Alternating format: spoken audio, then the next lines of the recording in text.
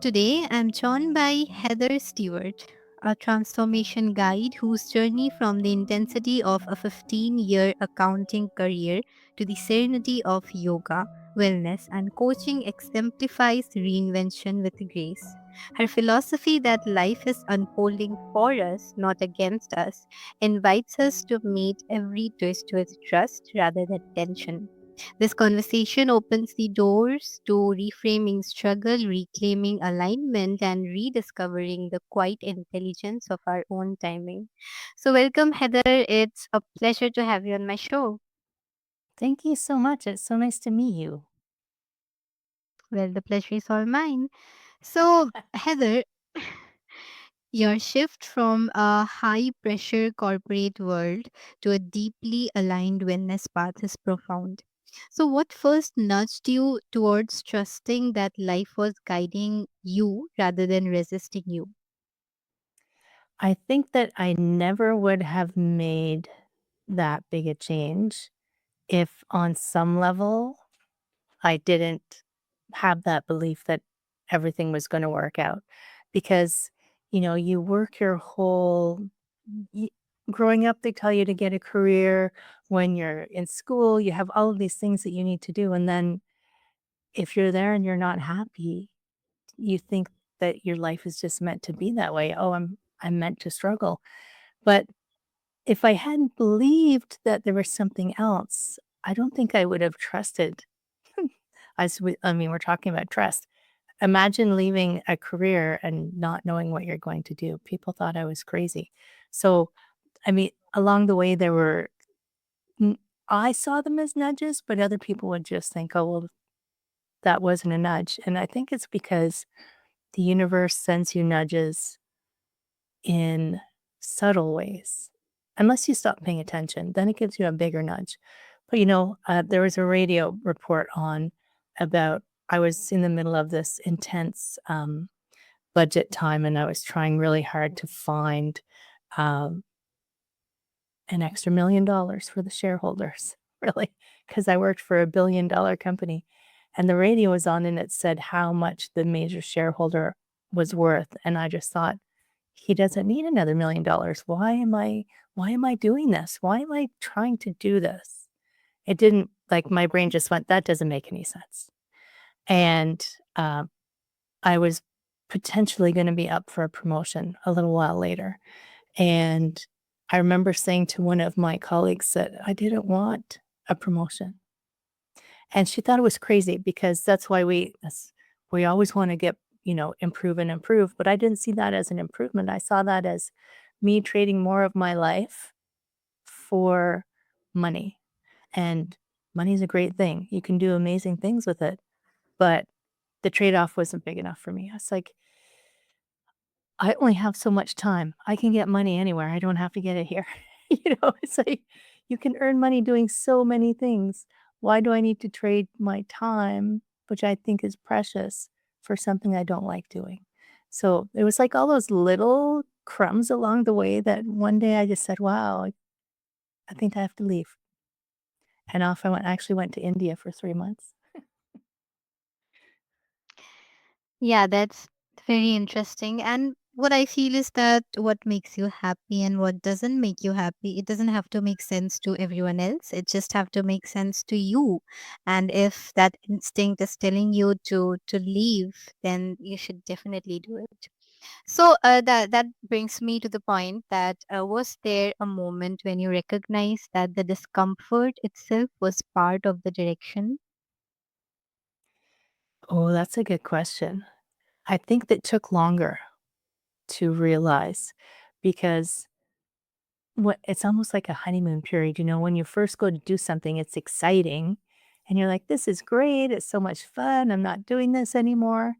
And then, of course, there are lessons along the way, So, um, and the discomfort, I don't think it really showed up until later when I came back to Canada. So I was gone for several months, just taking my time and thinking about life. And I came back and I went back to school because I was teaching yoga now, but I really wanted to understand more. And while that was exciting, I went back to school. The stress of going back to school, I didn't anticipate. So I can remember one day, it's so funny the pressure we put on ourselves. Even though I was, I'm like, I'm happy, I'm doing things I love, I still had this funny internal pressure on myself to perform, which I think is why we think we need to like get promotions and make more money and get higher and higher. There's this strange societal pressure for performance. And one day I got one of my midterms back and I think I'd gotten a 70%, which there were people in my class who, thought that was amazing. I was so upset. I went home and I cried and I'm sitting there thinking, Heather, really? You're upset that you're doing well in school? I had to kind of separate myself from and recognize this still dialogue of you have to be a certain way and find a way to release that. It took me reminding myself several times to remember that, but n we don't have quick fixes. People look for quick fixes, and if you don't go into where you're uncomfortable, I mean, that's a kind of a funny when I tell it now, I, like, kinda laugh that I was so upset about it, but it's funny because when I went home and I turned on some music, the song that came on was called "It's Just a Ride." And the lyrics are, "It's just a ride, nowhere to run, nowhere to hide." And it was basically saying, "Come on, just have fun." I said, "Oh my goodness." First I went, "Shut up, universe," and then I said, "Thank you."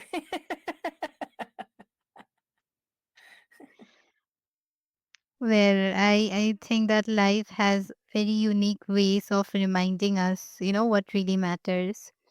And that realization feels universal, how often our breakdown quietly becomes the architecture of our breakthroughs.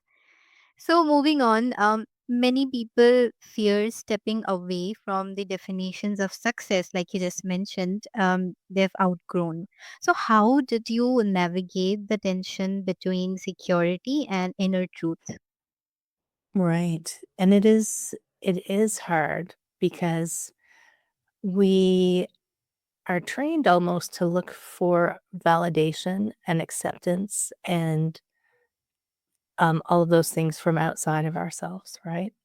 So, if you upset someone, especially if you're a people pleaser, you're immediately like you start this get upset and you start trying to fix everything. And something to remind you of is that the and it's interesting because I was listening to a recording. I don't know if you know who Abraham Hicks is, but Esther Hicks channels Abraham, and Abraham always has such good messages. And I was listening to it just this morning before I came on, and it was talking about how people's reaction to you has nothing to do with you. It has to do with them and whatever the dialogue is going on inside of them. So when I was leaving my corporate job, there were people who thought I was crazy. There were people who wouldn't talk to me anymore. There was one of my friends who took me out to lunch because he was going to take me down to the mental health facility. Like he was very serious. He thought there was something wrong with me. And I had to say to him, I'm fine. This is the right direction for me. I can feel that this is the right direction for me, even though you can't understand it. And the people who can't accept it or have a problem with it, you have to allow them to have that. You can't change people. It's it's too hard to change people. Um, I help people. It's funny because when I'm coaching people, because I have this dialogue inside of my head. Well, I'm not actually changing people when I'm coaching people. I'm helping them see um, other possibilities, and they can accept them or not accept them. I never tell people what to do, but it's like if you. That's why my actually I have a podcast called Illuminate Your Worth because I'm trying to turn on the lights for people. It's like there's other possibilities, but if people can't accept your possibilities, we feel like we're in trouble. We feel like we're going to get ostracized. We're going to be alone forever. We're going to get kicked off the island, whatever you want to call it. And it feels dangerous. Now, couple thousand years ago, it might have been dangerous to be alone. You don't have the community around you. Now it's okay. And there are actually people who would agree with you. So when I was doing it, I actually had started to develop a yoga community of like healers and people who were more interested in the spiritual side of things, not necessarily religion, but just like a bigger picture of the world. And I leaned on that community. So when my one community couldn't accept what I was doing and thought I was crazy and were disowning me, I had another community to support me. And now that I think about it, that was a very important thing to have. I didn't intentionally do it. Um, I've always been fairly single-minded and stubborn. And I have been learning over the last 20 years that help is a good thing. And I think the universe has been introducing me to baby steps of accepting help and asking for help are two different things. So it's like I've been learning these lessons and I'm getting better at them. I'm far from perfect, but I have learned a lot of lessons along the way. So it's a great trip, even in the crummy stuff. It's a great trip. I think that what you do, it's amazing, and what you said, it just stuck with me. That people's reaction to us, it does not say anything about us, but rather it says a lot about them. I definitely agree, and I think that being alone, it might sound scary, but if it brings you closer to yourself, then it's definitely helpful. So, your work centers on helping women trust their timing. In your view, what creates the greatest disconnect between who we are and the pace life takes us through? There's a story that started when you were born about how life works, right? And it's so fascinating to me because the universe delivers things when I need them. Not only did I listen to Abraham, but I was listening to two other things yesterday that were all related to this very topic. And it's about how we have this belief that to be safe, I mean, we're always looking to be safe. And we think our number one priority is happiness. But I feel like our number one priority is safety and happiness becomes secondary. Because if happiness was number one, we wouldn't stay in situations that we didn't enjoy, but they feel safer for us, right? Because they're familiar, because we know we can just kind of navigate it. We can keep other people happy. And women especially have been trained because they're the caregivers, right? So I have to take care of my husband to keep him happy because he keeps me safe. I have to take care of my community. I have to take care of my parents. I have to take care of my children. I have to take care of the house. I have to now, in these days, earn an income. I have to make the dinner. You name it, fill in the blank. And I think what happens is women get to a certain age where they the children don't need them as much. So there's this empty space and they think, but I'm supposed to be taking care of things. What am I going to take care of now? And maybe they find replacement things to take care of, or they overparent their adult children. There's so much evidence of that now. But some people will come to a realization that, oh my goodness, I've been taking care of everything except myself because I learned from a very young age that was how to be safe, how to taking care of things. That was my role.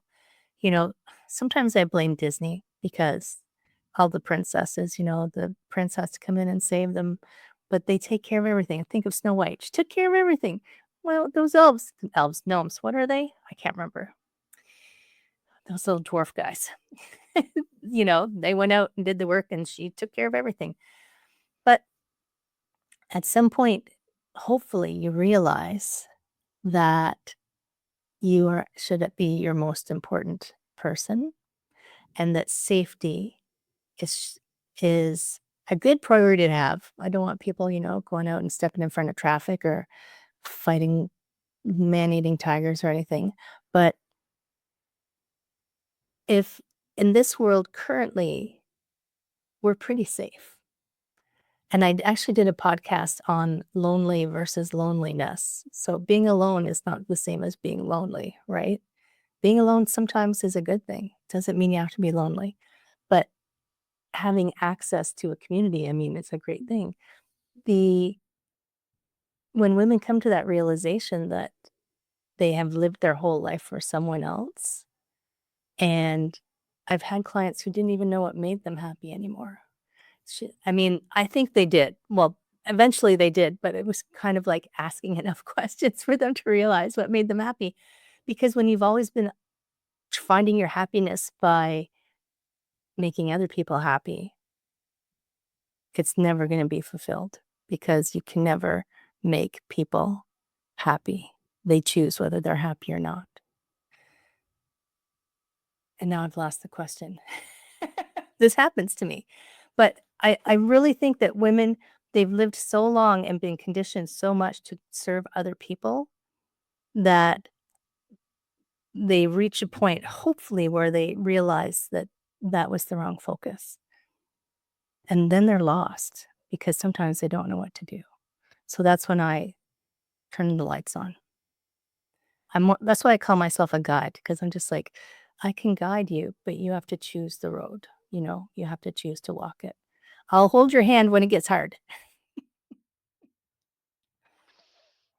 Absolutely. I mean, like you said, that, I think that's part of the reason why most of the women are so scared to, get out of their comfort zone, because they are just so conditioned to safety and to serve, that they oftentimes they forget their path. But it's very important to guide them. And when they receive the correct guidance, like you provide them, they have the opportunity to shine. So I feel like Right. that's something amazing that you're doing. So that brings me to the question. Moving from burnout to alignment is a journey that many desire but few commit to. So, what internal shift allowed you to embody the life that you now teach? It's so interesting. It's it was many shifts because I don't know. I mean, there are people probably who just they know their path, like they're so tuned in and they just embark upon it. But I think that life is a school, right? Life is this is Earth school. And when you think about going through school, there were there were courses that you liked, there were classes you didn't like, there were stuff that you were better at than others. And as you're going through, the grades, you start to find the things that draw you in. So I think Earth School is the same way. But sometimes we have someone who, of an authority perhaps, who has said, no, that's not the thing you should do. You should go and do this. So, for instance, I know someone who such a good photographer, like she was in her teens, such a good photographer, and her father said to her, "No, you can't go into the arts. You can't make money doing that. You have to get a real job." It's like, that's that's such terrible messaging. So she went into the corporate world.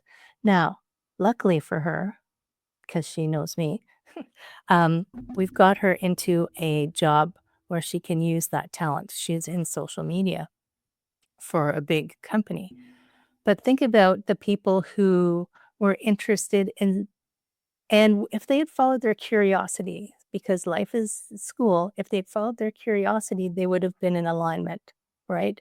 So what I do is I say, follow your curiosity. So when I left corporate, and started teaching yoga, I was so excited by wellness, right? I'm like, this is so good.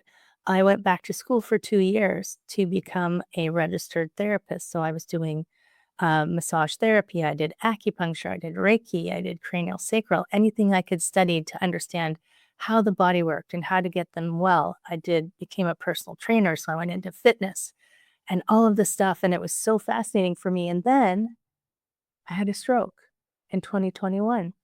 And I thought, "Wow, how is this happening? I am so well. I am so fit. I'm so healthy. And it was during COVID. I was in the hospital. I was in the emergency room for 3 days because they couldn't get any beds for me and no one could visit me. And my eyes were messed up, so I couldn't see properly. So I had a 3-day silent retreat because I had no one to talk to and I couldn't escape by using social media on my phone. I couldn't do anything. I just had to lay there. And what came to me was, well, I was curious. So my luck my I'm lucky I have the skill of curiosity because as instead of thinking, "Oh my god, what's happening? It's so terrible." I thought, "Why is this happening? This is so interesting." I mean, I knew that I was in the hospital and I was safe. So, the my realization was that my curiosity of all this physical wellness was great, but it was too small. And because of the circumstances that were happening to me, I realized, okay, my physical wellness is now affected, but I'm still feeling really good. And I have a community of people who were sending me voice messages because they heard I was in the hospital and they knew I couldn't read. And I knew my job was okay because my clients were all like, oh my God, Heather, yes, absolutely. Can we buy gift cards while you can't work? Right? So I was okay, and I felt like the universe had given me this lesson on purpose for me to realize that I needed to expand. So that's when I expanded into, I need to coach people on a bigger basis so that they can understand the entirety of their lives, where different things support them. And if something is not working right now, we can call on the other pieces to help and we can do something about that one thing that will help support the whole network of the person. So it's like following that curiosity. So even when I fell and broke my wrist, I was in Jordan in 2023 and I fell in the middle of the desert, the middle of nowhere, and I broke my wrist. And instead of being upset about it affecting my vacation, I said, wow, this is interesting. Why did I fall down? Because I tripped over the only rock in the desert. This is the big joke right now. Heather is the only person who can trip over nothing. So I went through 3 different hospitals in Jordan, which I thought was fascinating, and nobody spoke English. I had my guide with me. That's why you need a guide. They help translate. And I just thought it was so fascinating, and my lesson was that I was supposed to learn how to ask for help still. I'd started to accept help, but I hadn't learned how to ask for help yet. And because when I came back, it was winter and, you have one hand in a cast. I had to ask strangers on the street to zip up my coat for me. So, for someone who never asks for help, that was a big deal. So, but being like all of these lessons that I've been learning are just learned because I've stayed open to the curiosity of what's going on. Not why me, but what's going on? What's going on? Like if you can just reframe, I just help people reframe. You're in Earth School. Of course you're gonna fail. We don't pass all of our exams. It's okay. You just keep going and keep learning and be curious. And if you can follow that curiosity, it will lead you into the alignment that is meant for you, right? If you ended up as an accountant like me instead of following the curiosity of what I was really interested in. At the time when I was a kid, I was a veterinarian, which is in the wellness world, just for animals. I would have been in a very different place. Now, I'm not saying that I wasn't supposed to learn all those lessons because I think I was, but like, don't give yourself a hard time about where you are. There's no judgment. It's what are the lessons that you're going to take forward from those places? It seems to me like that you have had lived, a very interesting life, and it's very fascinating. And I like how, instead of asking why, like what is happening, you ask yourselves, why is this happening to me, and what is this thing trying to teach me? And I think we all can take a moment to learn that from you. because it really changes the way how we see life when we have that kind of attitude. So, yeah. Lastly, I just want to ask you that, how can someone begin to trust life's design even when their current chapter feels nothing like what they hoped for? Yes. So I had this conversation actually 2 days ago with a client, and I was asking her why she thought something was wrong in her life. And she said, "Well, that's not how I expected it to happen." And and I said, "Well, but what's happening bad?" I mean, it can be uncomfortable. You can have moments of discomfort. But if you really step back and take away what you wanted and look at the gift that you're getting, that's how you're gonna shift. And for trust, it's I feel like it's an energetic thing. So I started practicing. So I had a podcast I was listening to once who said, "Trust is find the feeling of trust." He said, "What is like when someone says that the sun is gonna come up tomorrow, you're like, "Of course it is." And you can find the feeling of course it is. So I started to just take that feeling and put it on other things. Like, this is not working right now. And then I just find the feeling, I'm like, but it's going to work out. And I would just put that feeling inside of my body and say, okay, I'm trusting that it's going to work out. And it is a practice. It's almost like an energetic shift. If you need words, if you need visuals, you can just visualize after, because I also did a podcast called Everything is Impermanent, including impermanence. So it's like, I was talking about my sitting with the Dalai Lama when I was in India, where's his home? Dharamshala. But it's like the knowing that it's not gonna last forever, even if it's uncomfortable. It's not gonna last forever. So visualize what how the feeling of it being done. It doesn't necessarily have to have the details, the feeling of it being done, or feel the energy of it being done. Like whatever feels like it's going to help you to see what's past the discomfort and to trust that you are going to get on the other side. Nothing lasts forever. You are going to get on the other side. It just takes practice, practice, practice, practice. That perspective reminds us that alignment isn't perfection, it's presence, and sometimes presence is the bravest thing that we can choose. Thank you so much for sharing such amazing advices. And I'm sure that our listeners are feeling even more connected with you now. So, if they want to, like you mentioned, listen to your podcasts or connect with you deeply or, learn more about life from you. So, how can they do that? Could you share with the listeners? My website is heatherstewart.coach, and you can email me at info@heatherstewart.coach. And right now, I actually have a free 1 hour alignment activation call that I should be charging for according to my clients, but it's free right now, 1 hour. And if you email me, I can send you the link for that just to help you figure out how to come back into alignment or start to. Great. So I'll have all the details on my show listing, and our listeners can then freely connect with you and learn more about life from you. So, thank you, Heather, for bringing such grounded clarity to the art of trusting life's unfolding. To everyone listening, let this be a gentle call to soften your grip and tune into the quiet wisdom shaping your path. Life isn't happening to you, it's shaping you, nudging you, preparing you. Honor your timing, trust the unseen, and choose the life that feels true long before it looks perfect.